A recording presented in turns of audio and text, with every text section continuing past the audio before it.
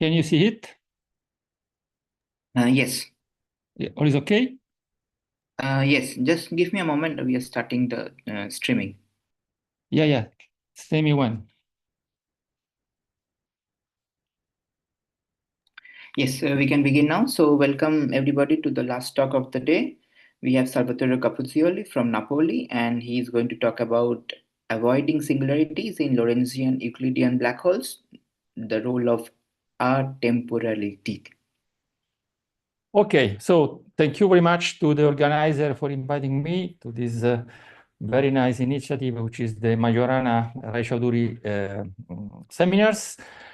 And then what I'm going to tell you today is connected with the fact that actually we can avoid the black hole singularity and then obtaining something which can be related with the fact that we cannot perform a measurement inside a black hole.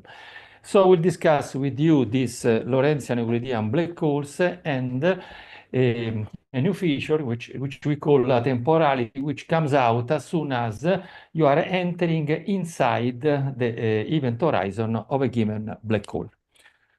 Okay, so my talk is based on these three papers. Two of them are published on Physical Review D and the other one on Foundation of Physics. The last one is very fresh because it has been accepted more or less 2 weeks ago. It's published more or less two weeks ago. And my co-authors are Silvia De Bianchi from University of Milano and Emanuele Battista from INFN. Okay, so the summary, just to come into the game, what we are going to present today. We investigate the Schwarzschild metric, which is capable of exhibiting a signature that change across the event horizon. And we will see that according with this structure, we can get a regular structure by which you can take into account the Hadamard-Parfini technique, which is the same used for example, for dealing with regular gravitational waves. In particular, we will see that according with this picture can emerge a new dynamical mechanism, which is called atemporality, by which if you are entering into the black hole horizon, it happens that the time became imaginary. And so when the time becomes imaginary, you have no possibility to perform a measurement inside the black hole. So we will see at the end of this discussion that this mechanism is very similar to the one that you have with the indetermination principle.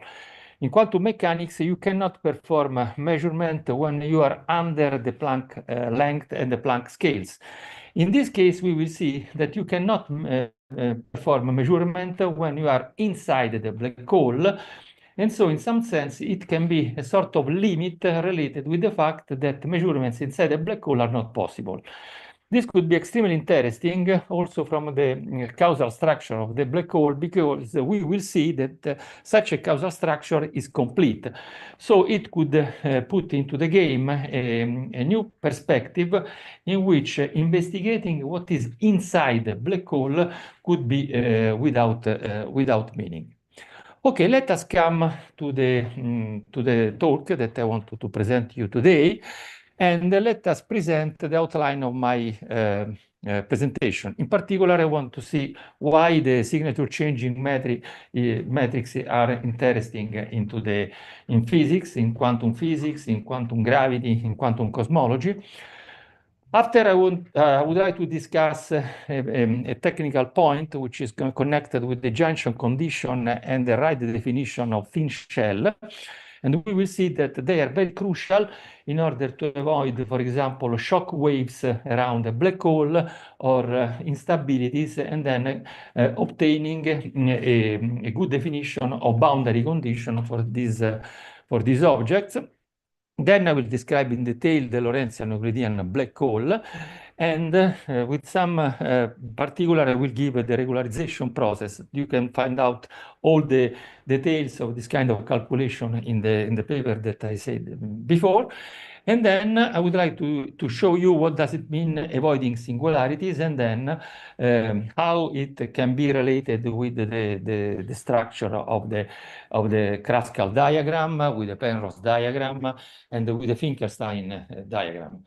Finally, we will see that in this perspective, it is possible to consider that the causal structure is preserved, and then the fact that the matter accretion and then the observability of this kind of black hole could be viable in some way.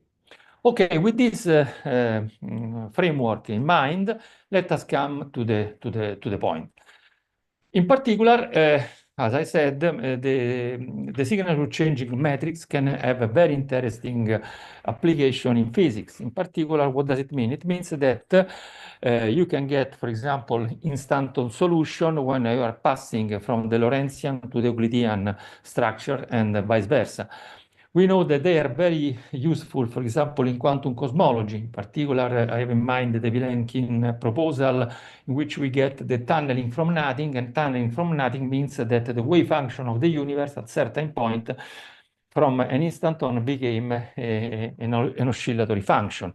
It is used in loop quantum cosmology, in supergravity, and in string theory.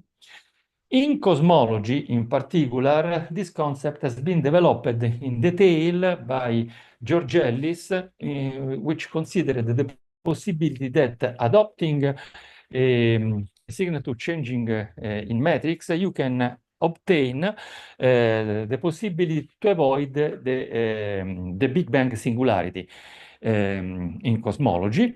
And in particular, in this perspective, it says that you can avoid the Big Bang singularity when you obtain an imaginary time. And we will see that the fact that inside a black hole you can have imaginary time is crucial in order to avoid this kind of singularity, because you can perform measurements when you have, in particular, real time.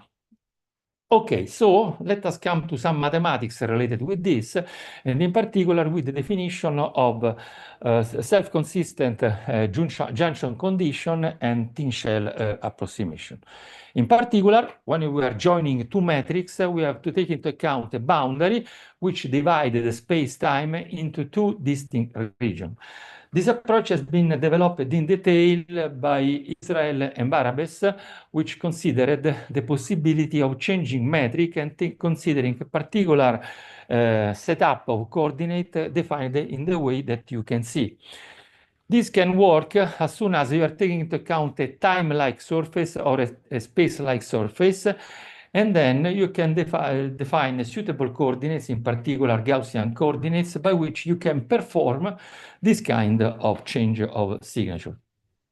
In particular, you can take into account this junction condition when you are taking into account three tensors on this sigma. So the jump condition, this continuity, is essentially related with the fact that you can define your quantity as f plus and f minus, and then it became exactly equal to 0 as soon as you are crossing the singularity surface.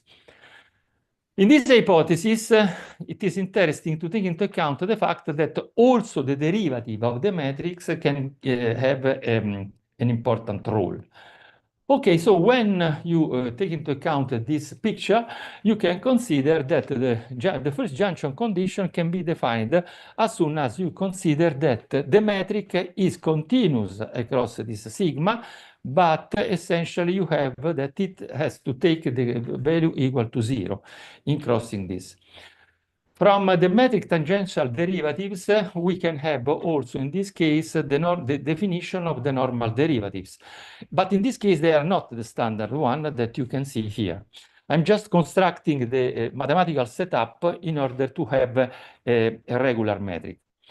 The very important point of this junction condition and the thin shell is the fact that you can consider the delta function part of the tensor quantities. In particular, we need to define a delta function part for the Riemann tensor, the Ricci tensor, and the Ricci scalar that here you can see that can be defined according with this A tensor, A alpha, beta, gamma, delta for the Riemann, and the same for the Ricci, and the same for the scalar.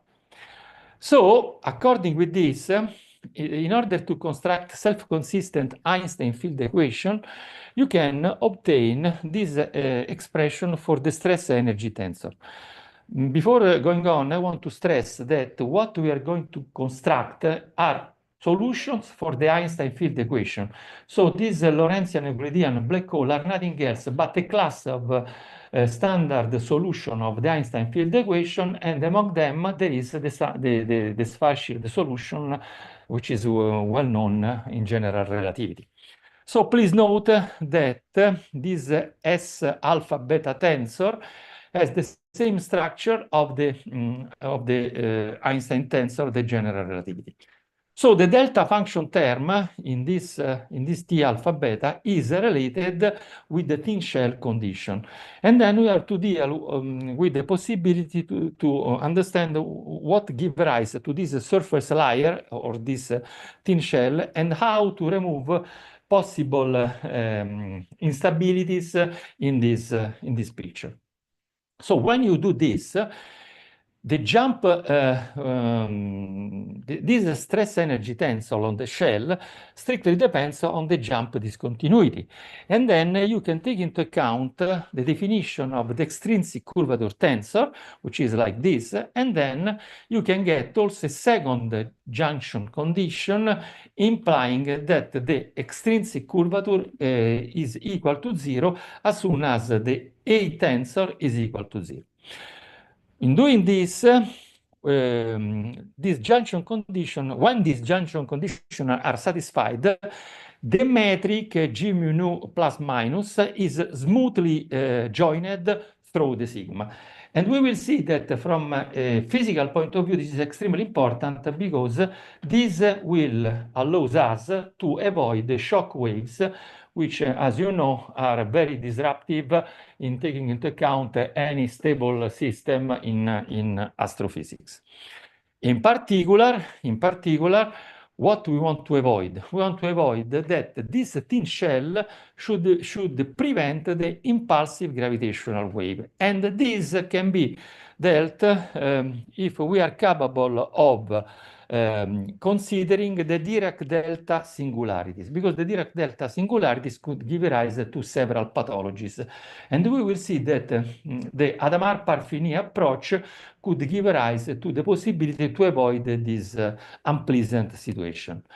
In particular, now, with this prescription in mind, let us define a Lorentzian-Euclidean Schwarzschild metric, which is simply this one, in which you have to take into account a sign function, and then we have to define a step function. This is completely arbitrary, but it works very well, because also in this case you have a standard solution for the Einstein field equation.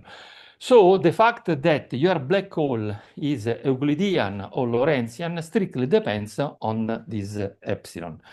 We borrowed exactly this approach by the paper from the paper by George Ellis, which he applied this approach to the standard cosmology.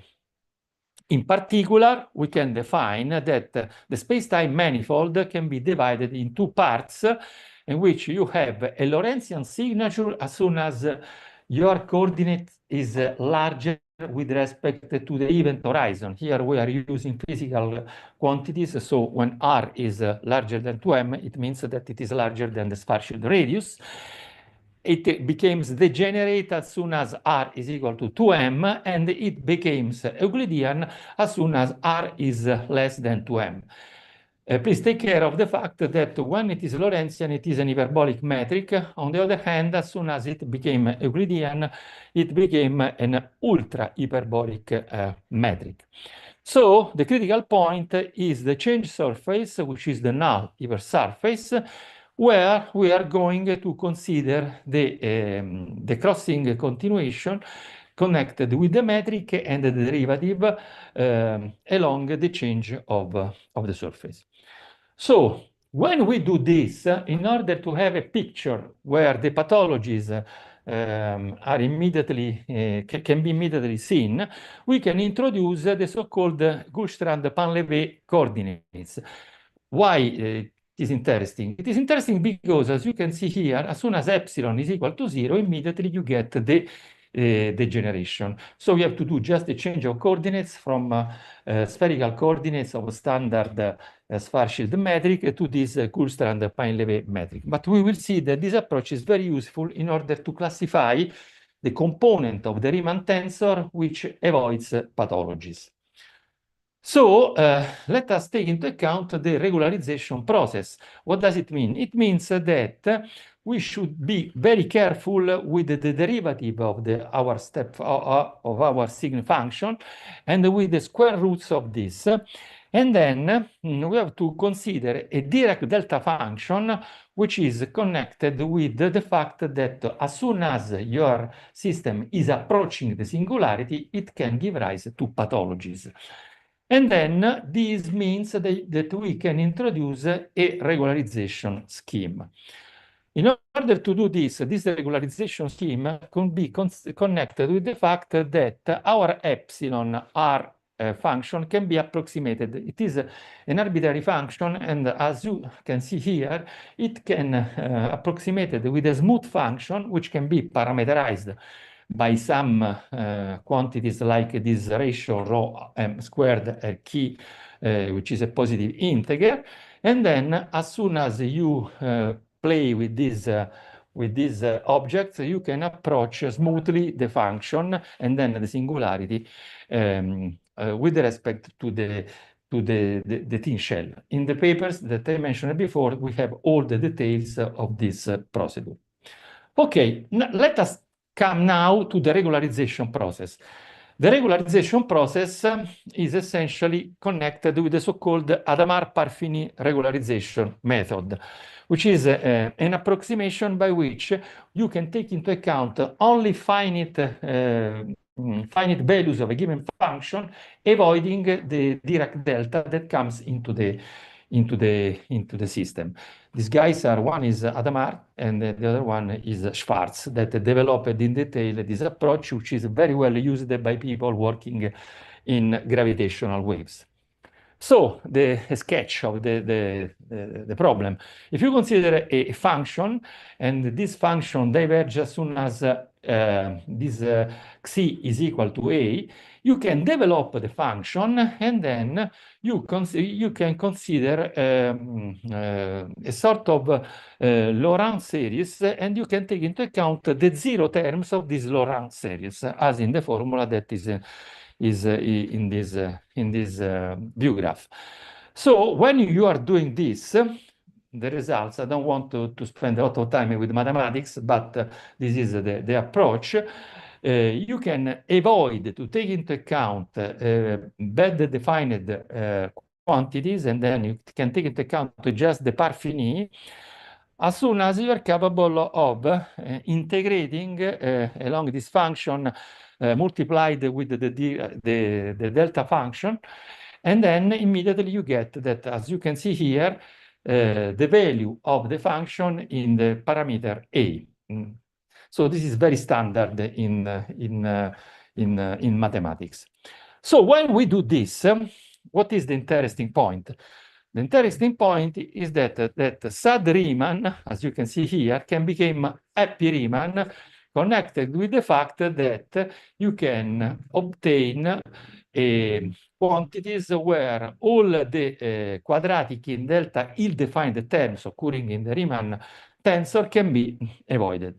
In this case, the delta squared, which could give rise to very pathological terms, can be avoided with this approach, and the regularization is essentially this. If we consider, as before, the Goldstrand-Painlevé coordinates, you can develop the various terms of the Riemann tensor. You can apply this Hadamard-Parfini approach and then integrate over the ill-defined epsilon, you get the vanishing part. So the procedure is quite cumbersome from an algebraic point of view, but, and then these are all the details, in which the Hadamard prescription considers the fact that as soon as delta is over x to n, the result is equal to 0. In doing all this calculation, you can avoid epsilon prime squared and epsilon prime prime, so the second derivative of the epsilon.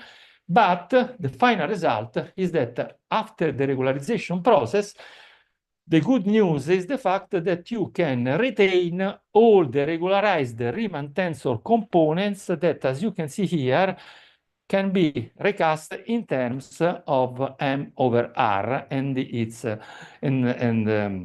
some power of m over r. So in terms of the mass radius of the objects that you are taking into account. The calculation is quite cumbersome, but at the end, we get a system which can be handled with some good in a good approach. So in order to take into account the fact that we can avoid the horizon, the black hole singularity, you have to take care about the Penrose theorem. And the Penrose theorem say that as soon as you are approaching r equal to zero, I mean the coordinate equal to 0, which is the pathology, where there is the pathology, in this case, you cannot avoid the singularity. So I want to show you in a moment that when we are adopting this scheme of Lorentzian-Euclidean black hole, the Kretschmann invariant, for example, but also the other invariants that can be constructed with the other curvature invariants, avoid the fact that the singularity reach r equal to 0, and then so we avoid divergences. In particular, this approach is capable of erasing the impulsive gravitational waves on sigma. Then, according with the prescription of general relativity, in particular with the boundary condition proposed by Madame Choquet-Brouat, you can define the boundary condition of general relativity, and this kind of solution are perfectly in agreement with this kind of prescription. So, in this case, the signal changing solution at the end of all this process is saying us that the Einstein field equations have as a solution a Lorentzian-Euclidean Schwarzschild black hole. So let us come now, what does it mean avoiding singularity? In this case, we are not erasing singularity, so we are not dealing with the regularized black hole, but we are considering the fact that we will see that the particle approaching singularity in this picture cannot reach r equal to 0, so it stops in a moment, so it stops on the singular surface, which is given by the event horizon. So, in particular, let us consider, for example, bodies and photons in particular that can approach the Lorentzian-Euclidean black hole in order to understand what is going on. When we do this, and for example, and if you take into account the standard procedure that you can find into the Chandrasekhar book, immediately you say that we can take into account the geodesic motion.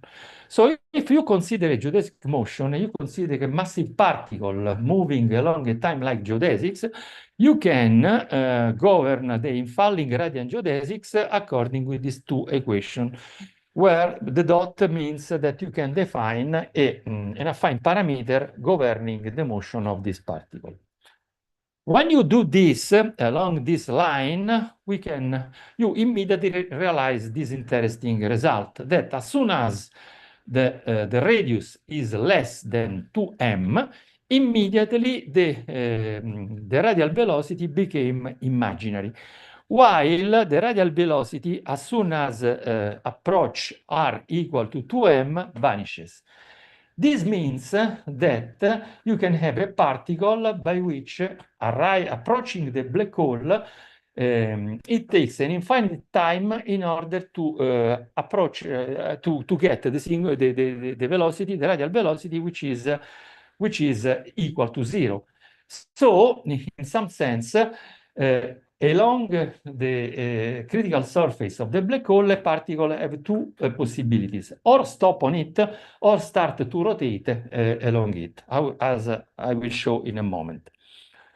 In particular, we have that an observer, which is radially infalling toward the black hole, take an infinite amount of proper time to stop at the event horizon. So this is the first differences with the first difference with respect to the standard Schwarzschild radius, Schwarzschild solution. In the Schwarzschild solution, what we have is the fact that an observer, a coordinate observer, see that a particle is approaching the event horizon in an infinite time, while a proper particle, which is in proper motion toward the singularity, at certain point cross the singularity, and then the Penrose diagram change, because the space-like geodesics became time-like geodesics, and then you have an inversion. While in this case, you have that these objects are going to stop at the singularity. And this is the important point, that both an observer at infinite and a proper observer take the same amount of time in order to reach the singularity. The amount of time is infinite, and this amount of time is connected with the fact that the object is assuming a velocity equal to zero toward the singularity. It could be related with the fact that it is just a property of the geodesics, but we can generalize the approach considering any observer which is radially accelerating toward the singularity. In this case, as you can see here, you have an acceleration which is different from zero with respect to the standard geodesics, and then you can consider that it is radially directed toward the singularity. Also, in this case, you get some Christoffel symbols which are regularized via our technique. Also, in this case, you can define a radial velocity, and also in this case, which is a generic motion, you get that the for velocity vanishes at the event horizon and became imaginary as soon as it is crossing the horizon.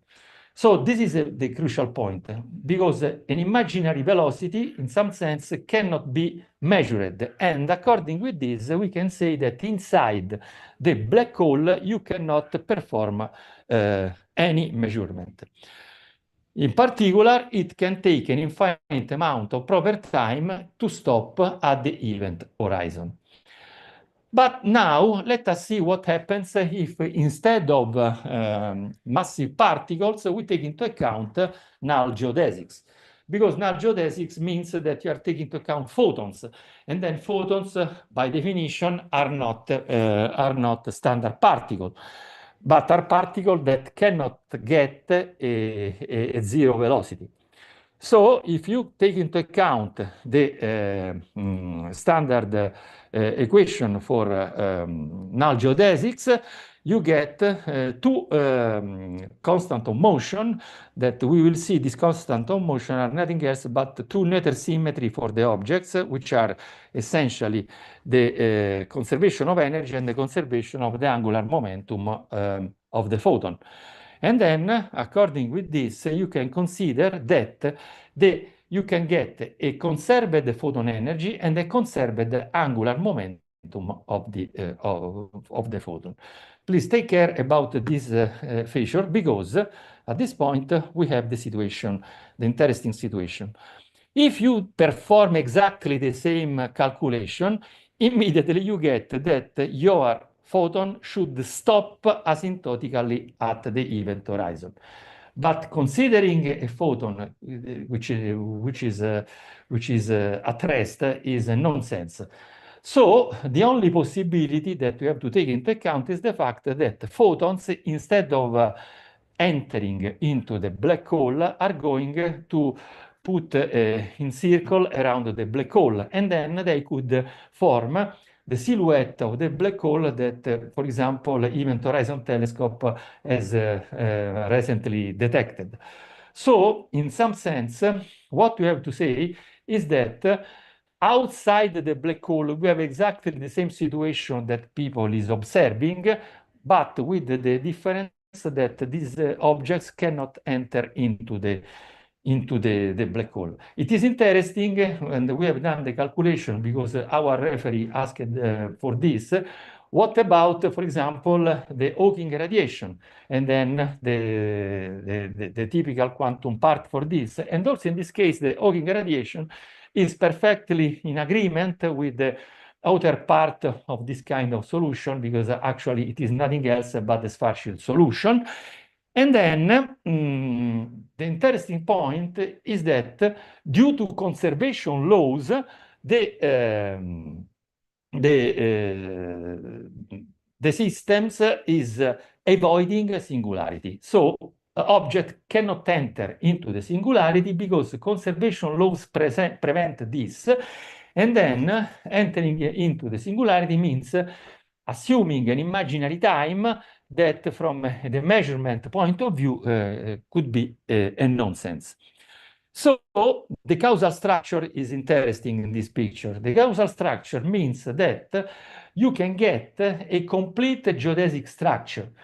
And then the singularity, the proper singularity that Penrose, for example, and Kraskal are forecasting, in this case are avoided because, as you can see here, you have that only the first and third region of the Kraskal diagram are allowed from the motion of this particle, while in the second and fourth you have, for example, imaginary motion. So imaginary motion means motion that from a causal structure point of view cannot be calculated.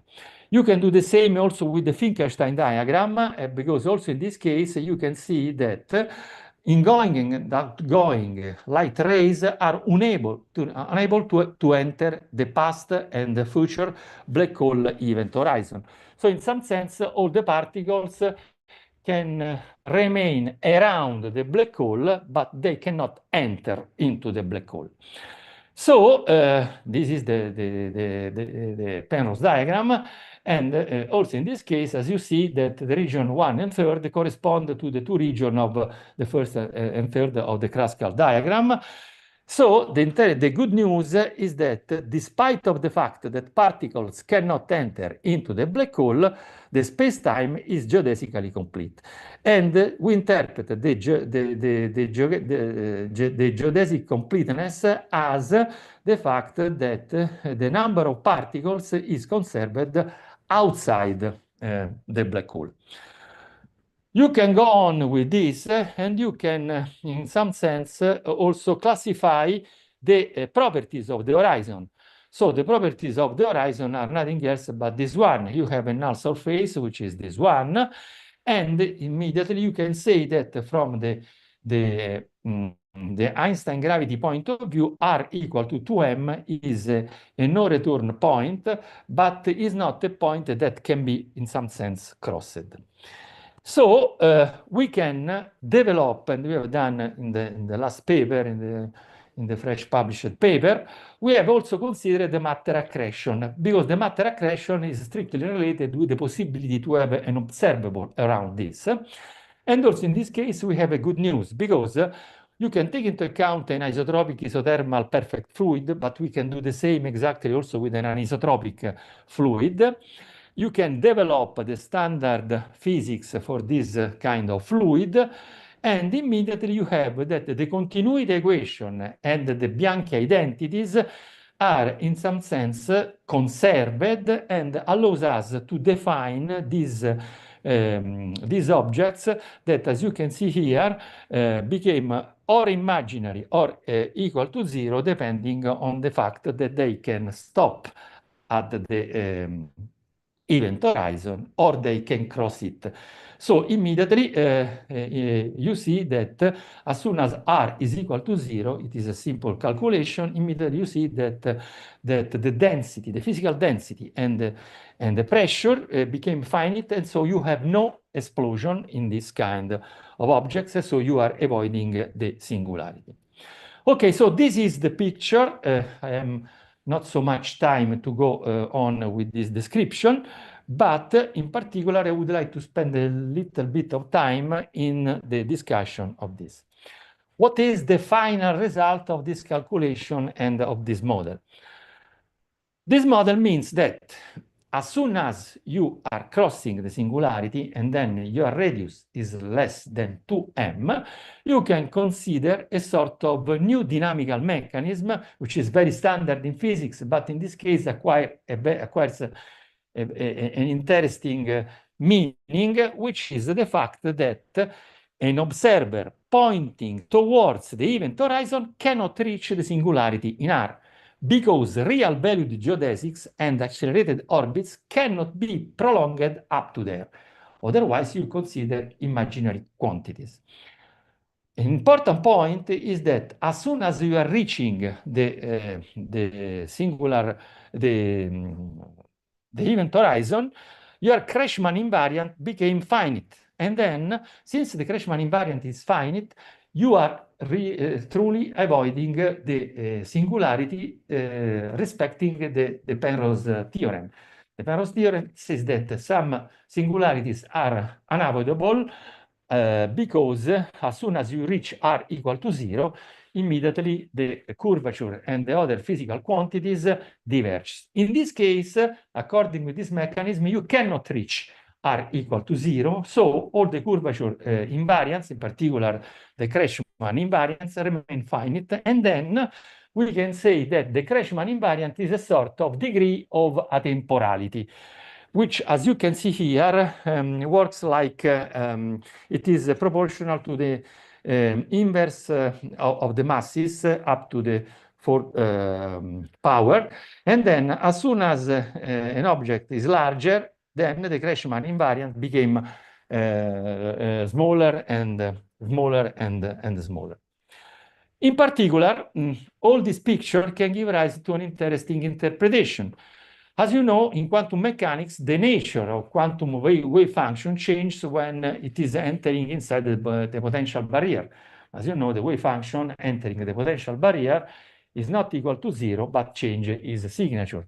And then you can say that is not local.